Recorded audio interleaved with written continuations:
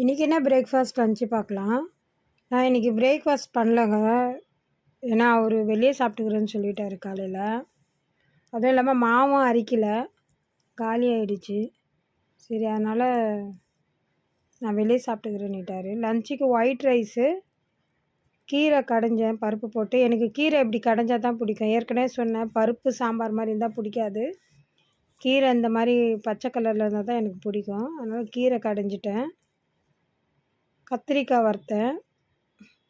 இது நல்லா இருந்ததுங்க, கத்திரிக்காய், பொடி கத்திரிக்காய். ஆனால் கலரும் போதே அப்படியே உடையிற மாதிரி ஆயிடுச்சு. என் பையன் இந்த கத்திரிக்காய் வந்து ஸ்கூலுக்கு எடுத்துகிட்டு போக மாட்டான். சில நேரத்தில் சாப்பிடாத அப்படியே எடுத்துகிட்டு வந்துடுவான். அதனால் அவனுக்கு வத்தல், முறுக்கு வத்தல். என் பையனுக்கு ஸ்நாக்ஸுக்கு கலகலா பண்ணாங்க. இது கிறிஸ்மஸ்க்கு நாங்கள் எப்போவுமே செய்வோம், அவனுக்கு ரொம்ப பிடிக்கும். இன்றைக்கி இதுதான் பிரேக்ஃபாஸ்ட் லன்ச்சு. வாங்க சாப்பிட்லாம்.